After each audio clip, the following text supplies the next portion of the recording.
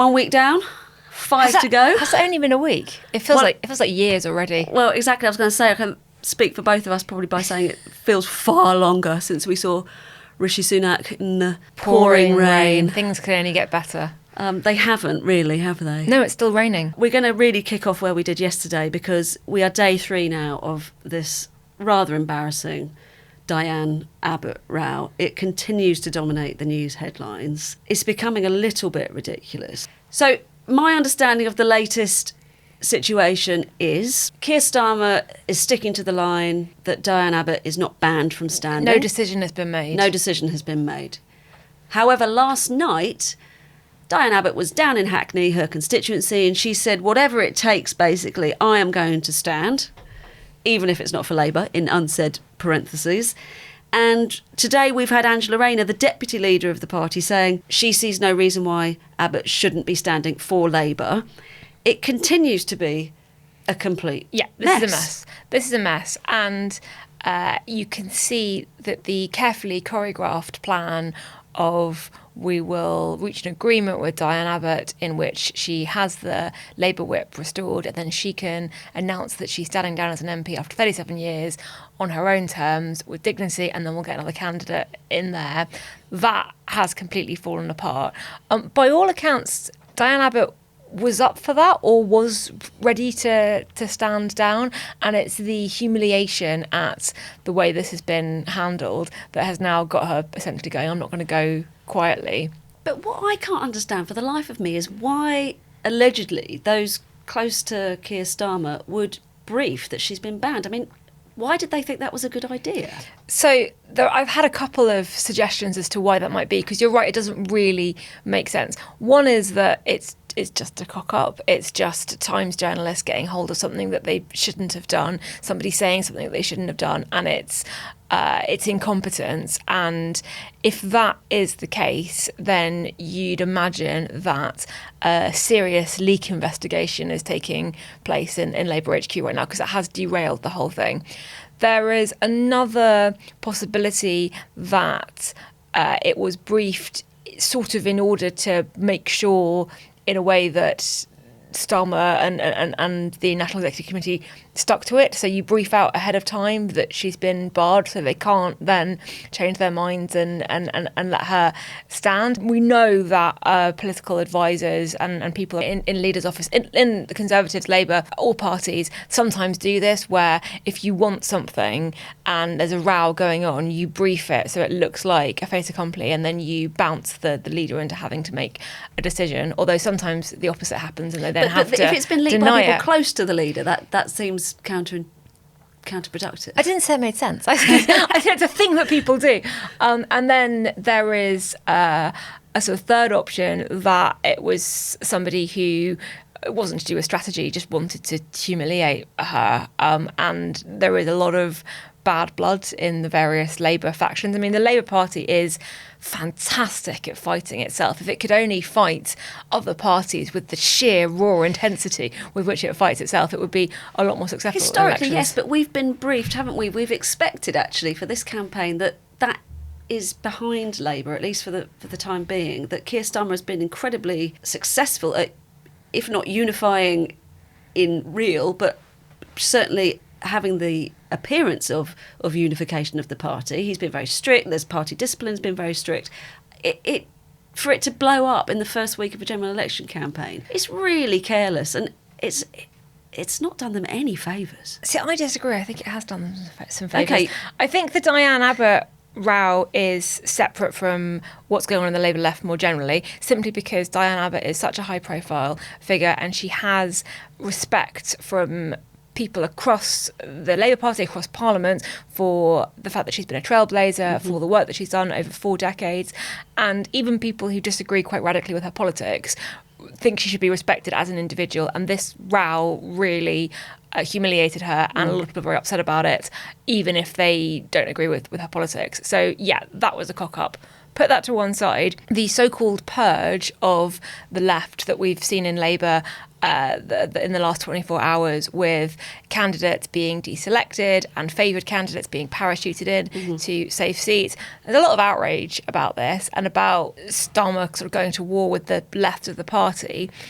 If you think about it, he wants to have MPs who are loyal to him and who are not going to cause him any problems. We have talked a lot on this podcast about all the challenges that he's going to face. And if, in addition to having to deal with the gaping hole in finances and the cost of living crisis in the NHS and all the rest of it, he's also distracted by party infighting constantly, he is going to have an even tougher time than he otherwise would. So you can understand trying to get an intake of Labour MPs who are not going to spend the first 5 years of a Starmer government causing him as much trouble from the backbenchers as possible. So there is an argument that says you have the row about it now and it takes a couple of days, even a week of headlines, but what you buy for yourself by doing that is a much, much easier time when you're in government. I accept that argument, but where I disagree with you is with Diane Abbott in particular. I think it's much more than a cock-up. I think it's really posed some very difficult questions for the Labour leadership. I mean, if we go back to where this started, which was with a Newsnight scoop, which claimed that actually the investigation into her this letter that she wrote to the Observer, claiming almost sort of a hierarchy of racism, that Jewish people and Irish travellers didn't face racism in the same way that black people did. If it's true, which I've no reason to disbelieve, that was completed in December, then it is simply false. The lines that Keir Starmer and others in the shadow cabinet have said over the last few months, that's ongoing. Completed, so I think that's a problem. I also think it's a problem to look calamitous. I think they're slightly different. I think they've come at the same time, obviously, because there's a deadline looming and all the parties have to choose their candidates. But I do think it's problematic. Well, and I think you might end up now with a situation just because the force of support behind Diane Abbott is so strong. We've had Angela Rayner today coming out saying there's no reason why she shouldn't stand as a Labour candidate. You could see the people who are in no way influenced by Starmer sort of changing their minds and allowing her to stand purely because of the way it's blown up. And that is going to lead to accusations that Starmer flip-flopper, can't decide what he wants. Is he really in control? Who's really in control of this party? But I think they may end up having to do that simply because of how fierce the reaction has been.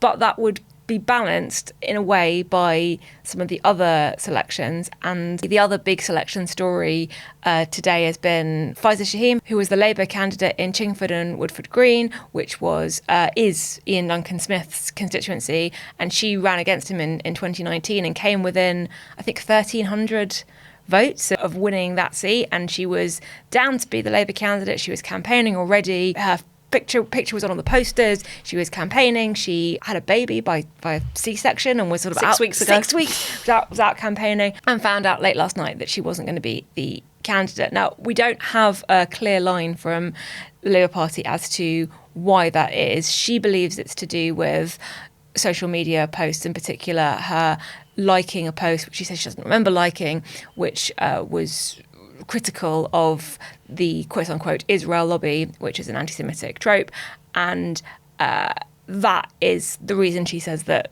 they have decided to block her candidacy. I mean, it's interesting because we were talking about this yesterday, weren't we, about with this mass influx very late on of candidates, whether we're going to see embarrassment as a result of past social media activity.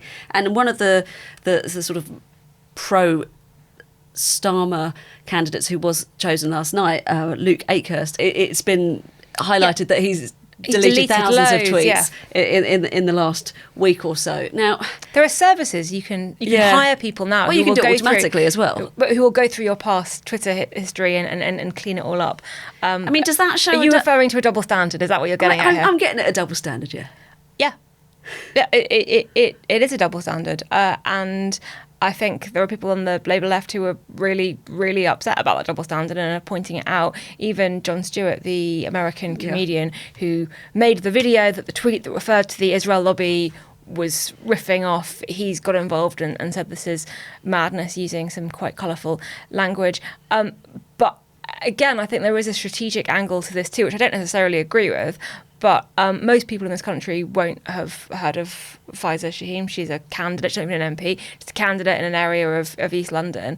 And now the story is essentially Keir Starmer's purge on the Corbynites, Keir Starmer getting really tough on anyone who could be seen to be inflaming tensions around Israel and Gaza, and the kind of voters that the Labour campaign team think they really need to win over are voters who are more likely to be reassured by that than outraged by it. So if that's what they're doing, it's pretty cynical. It is pretty cynical, but also doesn't it show a sort of a lack of tolerance that you can't tolerate a diversity of views within your party? I mean, Rosie Duffield is still a Labour candidate.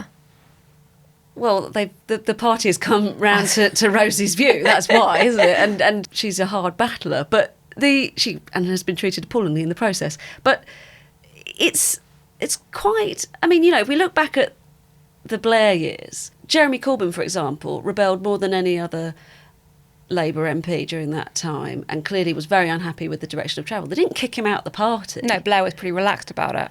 And doesn't it show an insecurity, perhaps? I think it does show an insecurity, but I don't think that's unique to Starmer. So under Corbyn, there were deselections of MPs who weren't considered loyal enough to the Corbyn project. And, Boris Johnson didn't just deselect Conservative MPs who disagreed with him. He had the whip suspended from them and then held an election, and they weren't able to run as candidates. So I think probably political leaders have got more insecure in the last 15 years and more obsessed with party management. But I don't think it's unique to what's going on in Labour now. And if you look at the 2019 Conservative intake, all of those MPs the candidates who were chosen to come in on the sort of Boris Johnson landslide, the purity test there was Brexit, and the calibre of the candidates was kind of secondary. It was, do you back Boris Johnson with all your heart and soul? And, he won a massive majority,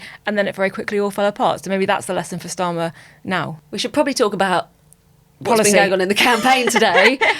We'll see tomorrow if the Diane Abbott route rumbles on to day 4. Just to kick off, the Green Party have had their official launch today. Have really not been getting any coverage, given that they're polling quite well.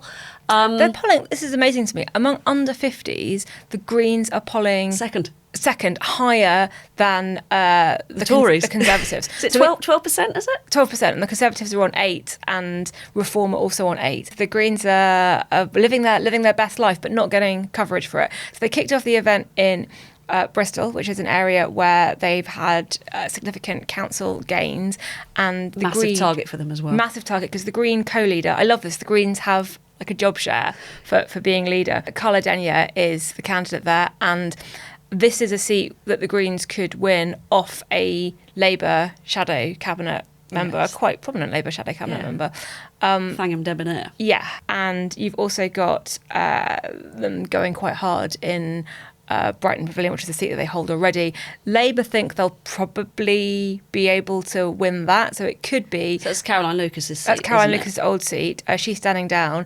The candidate there ran to be a Lib Dem London Assembly member in the May elections, and then sort of the day after went, won by council seat. But they've not going to do it. They've said, I mean, those are the two they've probably got the best chance in. They also reckon they've got this chance in. There's a new seat, Waveney Valley, which is a product of boundary changes, so that's taking in Waveney and South Norfolk now, and the other one being North Herefordshire. But that Waveney one and North Herefordshire, those are Tory-held seats. Yeah.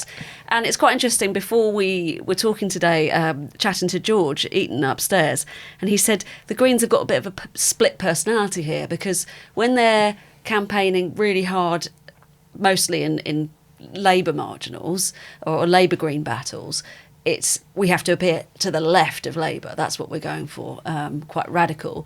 Then they change completely when the target is kind of the shires, and they appear much more centrist. Yeah, they're not a coherent policy. I saw a great tweet, and I can't remember who it was, where they were saying the 3 types of Greens. There are watermelon Greens, who are green on the outside, red Labour on the inside. Yeah. There are mango Greens, who are green on the outside, orange, Lib Dem, Liberal, legalise all the drugs.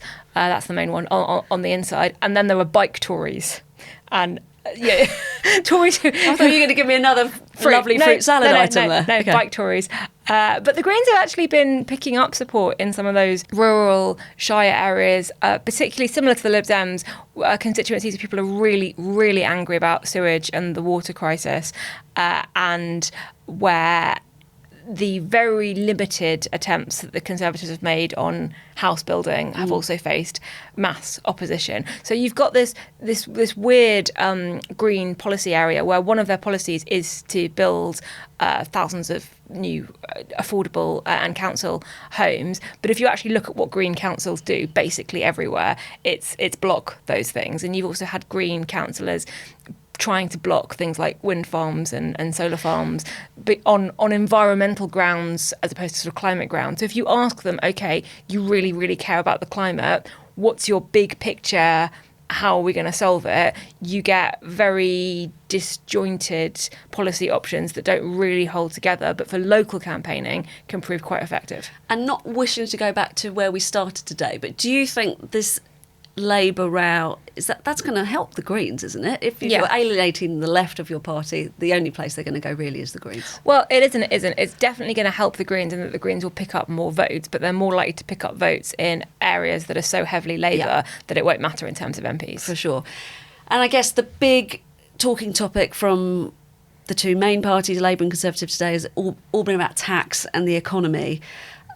We have had Labour, Tories and the Lib Dems all pledging not to raise VAT after the Conservatives accused Labour of suggesting that they would do so, and Rachel Reeves has categorically said they won't. Yeah, Jeremy Hunt's gone around saying that Rachel Reeves has sort of been caught out by the fact that she said she wasn't going to raise income tax or national insurance, and they were like, but what about VAT? And then she was like, oh no, we're not going to raise VAT either. And they're kind of going, gotcha. And it's like, but all of your tax plans, all of the main parties, your tax plans are basically the same. Yeah, I mean, I'm glad you said that, because that's what I'm picking up on. And they're all the same, but none of them appear to be really that credible They're either. all the same and they're all fiction. Yeah. I mean, you had Paul Johnson from the Institute of Fiscal Studies pointing this out quite clearly, that there are three options here, given the state of the economy. You put taxes up, you cut public services, or you borrow pretty radically. More. Those are the three things. That's it. And the parties are committing to growth. You've forgotten growth, Hannah. Why do you hate Britain? Why are you doing this country down? It doesn't add up. It doesn't add up. And that's sort of quite worrying if you're a voter, really. But we have had the first, I think so far, piggy bank poster, which is a staple of any election campaign. One party, usually the Conservatives, will come up with a piggy bank. We get this at every campaign. I think it's come a bit early, because usually it's later on in an election where you get this party will cost every household £372.47.5 per year or whatever, and you're like, these figures are obviously completely made up, and I don't think it's particularly getting cut through, because the general sentiment of the electorate is things are really bad. We keep being told by the Conservatives that things are getting better. We're not feeling it. Well, and I just think it's quite a tough argument for the Conservatives to make. Jeremy Hunt this morning, don't trust Labour, they'll crash the economy, coming from the party that crashed the economy in everyone's living memory. Where Liz Truss is. So it's a tough argument to be making. And she's not just running as a candidate, she is one of the few Conservative MPs who is almost certain to keep her seat. Unless James Bagg, the independent candidate, does well. And you can read my interview with him on the New Statesman website. Nice. Now, let's end with a bit of comic relief again. And who else but Sir Ed Davey? Here he is again today, having the time of his life in this general election campaign. He's been on a water slide. He's been on a water slide in a big inflatable rubber ring in... Frome in Somerset. Yes, exactly. Because the Lib Dems won Somerton and Frome, the by-election, and that seat is being split into two seats with the boundary changes. And so that's another target area for the Lib Dems. And I know people are kind of saying you can't take him seriously because he's been riding a bicycle with his arms out and legs out in the air, and he's been falling off a paddleboard into the lake, and now he's on a water slide. he needs to stay relevant, and we know that's why he's doing it. He wants pictures of the Lib Dems somewhere, and this is the way to get them. But two, election campaigns are really hard, and they're really exhausting, and they're not much fun. And Ed Davey is the only person who looks like he's having any fun at all. So good for him.